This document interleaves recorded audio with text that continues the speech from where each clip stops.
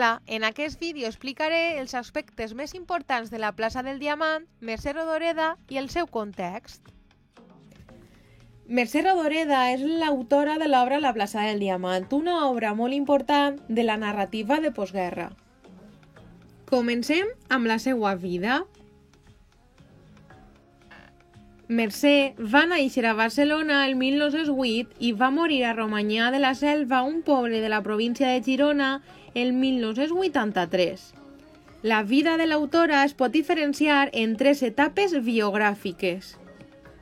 La primera és l'etapa d'infància i joventut, que comprèn el 1908 fins al 1939. Mercè naix al barri de Sant Gervasi en una família humil.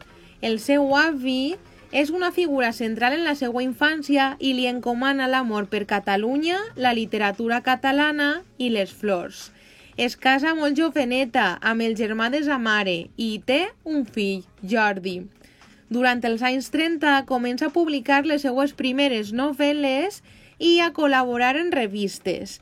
Destaquen Soc una dona honrada, escrita en el 1932, i A l'home en el 1938. La segona etapa és la de maduresa. Amb la caiguda de la República, Rodoreda s'exilia a França i finalment a Ginebra, a partir del 1954. Estableix una relació extramatrimonial amb l'escriptor i crític Armand Obiols. No deixa d'escriure en tota aquesta època i es presenta a premis de poesia i narrativa. També viatja sovint a Barcelona a veure la família. Destaquen en aquesta etapa les següents obres: 22 contes, escrita en 1958, La plaça del Diamant, en 1962, El carrer de les Camèlies, en 1963, o Jardí vora el mar, en 1966. Finalment, trobem l'etapa de bellesa. Així, torna definitivament a Catalunya i s'instal·la a Romanyà de la Selva a partir de 1972. És una època de reconeixements oficials i consagració com un dels grans noms de la literatura catalana contemporània. Mor el 13 d'abril de 1983. Així, destaquen obres com Mirall trencat, escrita en 1974, o Quanta guerra, escrita en 1980.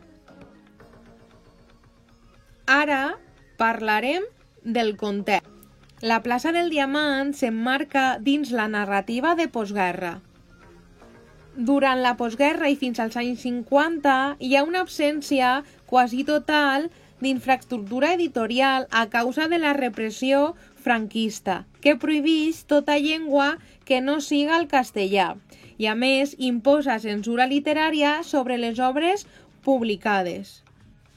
La majoria d'autors i autores viuen a l'exili per evitar les represàlies de les autoritats franquistes. És a partir dels anys 60 quan s'aconsegueixen permisos per a publicar llibres i revistes en català. Per tant, la dècada dels 60 és una època d'obertura del règim franquista al capitalisme mundial i de relaxació de la censura literària i cultural. Es tracta d'un període caracteritzat en general per l'anomenat resistencialisme, que concep la literatura com un mitjà de preservació de la identitat catalana que atorga un caràcter simbòlic a la llengua i a la literatura. És a dir, els màxims símbols de la identitat nacional són la llengua i la literatura. Les tendències literàries més populars són la novel·la psicològica, que posa èmfasi en el món interior dels personatges més que en l'acció, i destaquen Llorenç Villalonga i Mercè Rodoreda. El realisme, que presenta un interès pel context històric i polític, amb una actitud de denúncia de les injustícies. I finalment trobem la literatura fantàstica, d'humor i d'ironia, que posa èmfasi en els aspectes irracionals, l'absurd i la fantasia.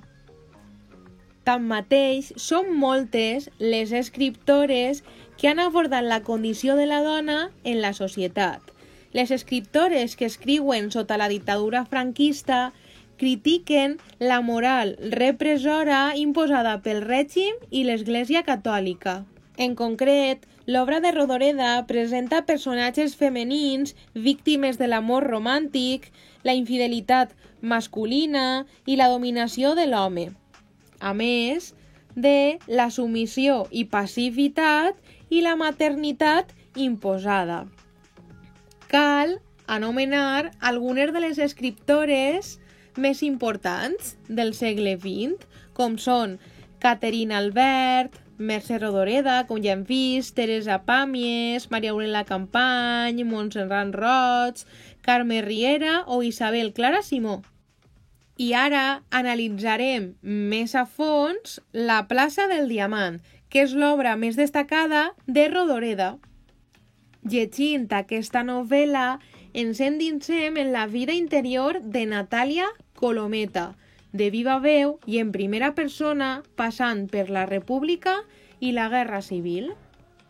La novel·la s'estructura en 4 parts. La primera és Identitat i Alteritat, capítols de l'1 al 6. La segona és Els coloms i la maternitat, capítols del 7 al 24. La tercera part és la Revolució, capítols del 25 al 35. Finalment, la quarta part és l'Alliberament, que abasta del capítol 36 al capítol 49. La plaça del Diamant s'emmarca dins el gènere o subgènere de la novel·la psicològica, ja que està centrada en un personatge femení, Natàlia Colometa. A més, la novel·la incorpora una narradora protagonista que relata en primera persona una narració en la qual participa com a personatge. És un únic personatge el que narra els fets des d'una perspectiva totalment subjectiva. Per tant, el que es reflecteix és el temps interior de la protagonista. En relació amb el tipus de narrador i el punt de vista narratiu, predomina el monòleg interior i l'escriptura parlada. El monòleg interior és una tècnica que reprodueix els pensaments i les idees verbalitzats sense ordre ni coherència, de manera racional, tal com sorgeixen en la ment. Per altra banda, l'escriptura parlada és una tècnica que reprodueix el monòleg d'una persona que parla amb un altre personatge mut, com si estiguera contant-li la història a un amic. És important remarcar que en aquesta obra hi ha diversos símbols amb molt de significat. Els coloms són una metàfora paral·lela al de la maternitat, ja que és Quimet qui vol criar coloms i fills alhora, però pretén que se n'encarregui Natàlia, no ell. Per tant, són el símbol suprem de l'opressió que experimenta la protagonista. En general, representen els problemes de Natàlia i estableixen un paral·lelisme també amb els conflictes socials i històrics del moment, és a dir, la guerra. Així, el significat dels coloms canvia, perquè esdevenen un element fonamental del record de Natàlia, que reviu el seu passat com si fora un somni. Les balances dibuixades a la paret de l'escala del pis fan referència al caràcter desigual del matrimoni amb Quimet i l'equilibri que Natàlia busca al llarg de la seva vida. Les nines són també un símbol de la infantesa i un emblema de la feminitat. I finalment, l'embut. L'embut apareix al mateix temps que els coloms. La forma de l'embut, que és la d'un con invertit, al·ludeix a una vida plena de dificultats cada vegada més intenses. Per tant, l'embut és el símbol d'una vida com un camí que s'estreteix a poc. Ara ens centrarem en 5 elements que hem de conèixer de la plaça del Diamant. El primer és l'espai. La novel·la es desenvolupa a Barcelona, però també podem trobar altres elements relacionats amb Barcelona, que són: el primer és l'espai. La novel·la es desenvolupa a Barcelona. Per tant, és l'espai de l'obra. A més, Barcelona apareix representada per diferents llocs, com per exemple el carrer de Gràcia, el carrer Montseny, el Parc Güell o la plaça del Diamant, entre d'altres.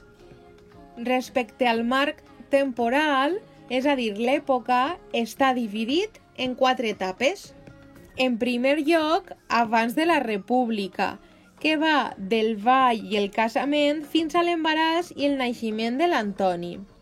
Després ve el període republicà, amb la proclamació de la República i el naixement de Rita, un any i mig després del de l'Antoni. En tercer lloc, la Guerra Civil, esclat de la guerra, Quimet al front d'Aragó, bombardeig de la ciutat, Antoni a colònies, Quimet i 500 morts i l'entrada dels nacionals. I finalment, la postguerra, amb l'intent de suïcidi, el casament de Natàlia i Antoni, Toni a la mili i la Rita casada. Cal destacar així que les 4 parts que hem anomenat abans en què s'estructurava la novel·la coincideixen amb aquestes etapes de l'època. Són nombrosos els personatges que apareixen al llarg de la novel·la. Els més importants són Natàlia, Colometa, Quimet, Antoni, però també trobem d'altres com Rita, la mare de Quimet, Julieta, la senyora Enriqueta o Toni. Ara comentarem els 3 més importants. Natàlia Colometa és una xica orfena de mare. A més, al principi és dependenta de pastisseria. Recordeu que és una dona molt innocent, que no pot dir que no. Després, quan coneix a Quimet, té 2 fills, Toni i Rita, i es casa 2 vegades. Cal comentar així que el casament és molt diferent, els matrimonis són molt desiguals, no tenen res a veure. El primer és un procés de submissió, en el qual es produeix la pèrdua de la identitat, és a dir, Natàlia passa a ser Colometa. I el segon matrimoni és la recuperació de la identitat i per tant passa de Colometa a Natàlia, alliberant-se de tot el passat viscut amb Quimet. Quimet és el primer marit de Natàlia. És fuster, té un caràcter molt autoritari, és molt masclista, sempre vol tindre la raó, mor al front d'Aragó i anul·la totalment la personalitat de Natàlia. A més, és un símbol de masculinitat en el qual ens mostra com abrupte i rude. En canvi, Antoni, que és el segon marit de Natàlia, es mostra comprensiu i bo. És un home sensat. A més, és invàlid de guerra i no s'imposa a Natàlia. Ell vol fer-la feliç. Quant a la temàtica de l'obra, podem dir que el tema principal és la supervivència i evolució d'un personatge femení en circumstàncies complicades. A més, un altre tema que podem destacar és la recuperació de la identitat. Recordem que Natàlia passa a ser Colometa perquè Quimet li canvia el nom i després intenta recuperar la seva identitat com a Natàlia. Un altre tema que apareix en la novel·la és l'amor. Així haurem de diferenciar entre 2 amors ben diferents, el passional, que és representat a través de Quimet, i el madur i tendre, que és mostrat a través d'Antoni. Altres temàtiques són la solitud a causa de la destructuració familiar, la submissió de la dona a l'home, la gelosia, el dolor, la maternitat, la fam, el suïcidi, la vida familiar, entre molts d'altres. Finalment, l'estil de la plaça del Diamant destaca pel seu to col·loquial i l'ús de recursos expressius, així com l'alta oralitat.